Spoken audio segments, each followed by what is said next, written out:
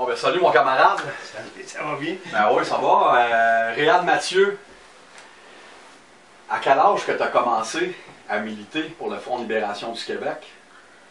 J'avais 17 ans. À 17 ans, je suis devenu membre des Chevaliers de l'Indépendance. Ça, c'était en quelle année? J'en ai 4. Je suis né en 47. 47, non, attends un peu, là. 47. Ah oui, c'est ça, 14. En 64, je suis devenu membre des Chevaliers de l'Indépendance et puis j'ai rencontré à cet endroit-là des gens qui étaient en train de former un nouveau réseau. Donc, en 63, il y avait eu le FLQ, puis début 64, il y a eu d'autres arrestations pour l'ALQ, l'Armée de libération du Québec, qui était en fait un peu le même réseau. Il y avait un Lanctot, je pense, dans chacun de ces réseaux-là, les frères Lanctot. OK. Puis il y avait eu aussi les vols dans les casernes militaires, au fusilier Mont-Royal sur Avenue des Pins, puis à Shawinigan, 2 casernes de l'armée qui avaient été vidées par la FLQ. Mais la police avait retrouvé ces armes-là. Puis, donc, moi, je suis au Chevalier de l'Indépendance, et puis il y a quelqu'un qui me contacte là, puis qui me dit, il y a une réunion samedi, quelqu'un qui veut lancer un nouveau réseau. Je me présente là. J'avais 17 ans. C'est Gilles Legault qui était là. Gilles Legault, c'était un dirigeant du RIN. Il était le président du comté de Mercier, je pense. Il habitait sur la rue de Gaspé. Donc, je me présente chez lui samedi matin, 10h. Puis, il y a d'autres gars qui arrivent. On est 5-6. Puis, on fonde une nouvelle cellule. Une nouvelle cellule, un nouveau réseau. Ça n'avait pas de rapport avec les autres qui avaient été arrêtés avant. Mais on reprend le nom FLQ.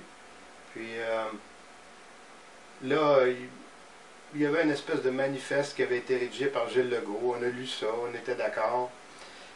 C'était la plateforme idéologique, c'était très minimal. Puis Gilles a demandé à chacun qu'est-ce que vous possédez, des armes, des explosifs, des choses comme ça. Puis chacun a dit, il a fait une espèce d'inventaire. Moi, j'avais rien, 17 ans. Alors, il a pris nos coordonnées, puis on s'est quittés. Et puis, j'ai pas été rappelé parce que j'ai compris du fait que j'étais juvénile, il n'a pas désiré m'impliquer dans les actions qui sont arrivées après. Et finalement, j'ai vu dans les journaux qu'ils se sont tous fait arrêter. Les gars avaient volé des explosifs, puis ils en avaient donné à des Black Panthers. Il était en contact avec les Black Panthers par l'intermédiaire de 2 femmes, Micheline Lanctot et une autre Micheline, enfin. C'est des femmes qui avaient voyagé en Algérie, qui avaient rencontré des Black Panthers, puis elle était sympathique au FLQ, donc ça avait fait une connexion. Puis, les Black Panthers ont demandé d'avoir de la dynamite. Les gars leur ont donné ça, il y a eu un échange, et puis c'était pour faire sauter, dynamiter le bras de la Statue de la Liberté. Maintenant, il y avait un agent du FBI dans le groupe, et puis du côté des Noirs, puis tout le monde s'est fait arrêter. Ceux qui avaient volé la dynamite, puis ceux qui avaient procédé à l'échange ont été arrêtés.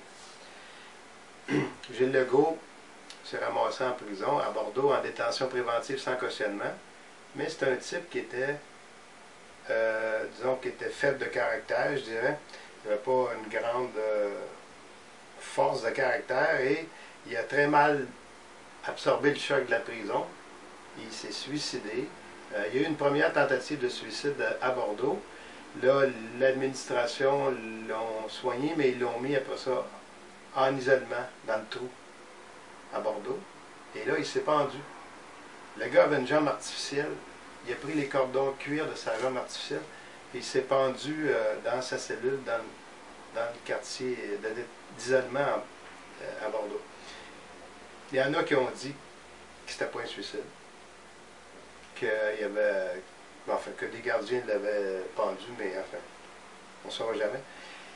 Ce gars-là, quand il est mort, il n'avait pas été trouvé coupable de rien. Alors, le RIN, étant donné que ce gars-là, c'était un président pour tout un comté à Montréal, le RIN lui a fait comme des funérailles civiques. Il y avait 2000 personnes à ces funérailles. Quand même, ah ouais, ah ouais. Dans le cortège funéraire, il y avait 2000 personnes à pied. Ouais. Alors, donc moi, je connais tout ce monde-là qui vient de se faire arrêter, mais je ne suis pas arrêté, je ne suis pas mêlé à ça vraiment. Donc là, je me suis mis à la recherche d'un autre réseau, d'autres contacts. Et entre-temps, à l'école de boxe de Réginald Chartrand, où j'allais toutes les semaines puisque j'étais chevalier de l'indépendance, j'entendais des orateurs comme Mme André Ferretti, Jean-Marc Pilote, Pierre Maheu, des gens de la revue Parti pris, des gens d'extrême gauche. Donc, tu sais, Réginald Chartrand qui a passé longtemps pour quelqu'un d'extrême droite, en réalité, c'était pas vrai, là. Des orateurs qui venaient parler dans son école de boxe, qui utilisaient l'arène de boxe comme estrade, comme scène pour les discours.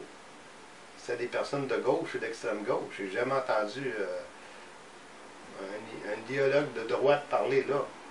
Sauf que, bon, à un moment donné, peut-être Réginald Chartrand a déjà fait une déclaration contre l'avortement. En tout cas, il l'a étiqueté comme un gars de droite, mais c'était pas le cas. C'était un prolétaire, Réginald Chartrand, c'était un gars de la classe ouvrière. Puis, donc, j'ai été introduit au discours de gauche à l'école de boxe de Réginald Chartrand. Et là, j'ai connu l'existence. Donc, c'était pas juste une école de boxe, c'était une école politique aussi. Toutes les semaines, il y avait des assemblées politiques dans l'école de boxe. Tous les mercredis soirs. C'était situé où, ça, cette école de boxe-là? Sur la rue Visitation, dans une ancienne église protestante qui avait été désaffectée, que Reggie avait achetée, transformée en gym. Les plafonds étaient hauts, c'était grand. Il avait monté une salle de douche en arrière, un vestiaire pour les boxeurs. Donc, il y avait une arène de boxe et tout le tour, il y avait des chaises, des rangées de chaises. Puis le mercredi soir, c'était politique. Il y a des centaines de personnes qui venaient écouter des discours. Donc, c'était une école, oui, effectivement. Et puis, donc, j'ai connu l'existence du club Parti pris de cette façon-là. Je suis devenu membre du club Parti pris parce que moi, ce discours-là, m'appelait plus, ça avait plus de sens pour moi. C'était plus juste le Québec aux Québécois, c'était le Québec aux travailleurs. Et puis, j'avais une conscience de classe déjà. Donc, j'ai été m'inscrire au Club Parti pris. Le Club Parti pris, à ce moment-là, produisait la revue Parti pris et aussi, c'était une maison d'édition pour publier des petits livres, des petites brochures, des romans d'auteurs québécois. Des auteurs indépendantistes, de gauche. Ils ont édité notamment le Journal de Bolivie de Che Guevara, Nègre blanc d'Amérique aussi. Hein? Ça, c'est plus tard. J'étais pas là dans cette période-là, mais au moment où j'étais là, c'était plus des petits romans d'auteurs québécois. Donc, là, j'ai connu ces gens-là, je les ai connus mieux. Et un peu plus tard, le Club Parti pris a décidé de passer, si on pourrait dire, de l'étape de comprendre ou d'analyser à l'étape d'agir. Donc, ils ont fondé le mouvement de libération populaire. Et puis, donc, j'ai été un des membres fondateurs du mouvement de libération populaire. Puis le mouvement de libération populaire, bon, avec les cotisations des membres, réussissait à payer un petit salaire à un secrétaire. Et le secrétaire, c'était Pierre Vallière. Donc là, quand quelqu'un venait pour s'inscrire au mouvement de libération populaire, il devait remplir une fiche et pour donner ses coordonnées. Puis il y avait quelques questions du genre possédez-vous une automobile? Est-ce que vous possédez un chalet à la campagne? Puis la dernière question, c'était êtes-vous pour ou contre l'utilisation de la violence dans un contexte politique? Puis ceux qui répondaient qui étaient pour, la feuille n'allait pas dans le classeur du MLP. La feuille, elle restait dans les mains de Pierre Vallière.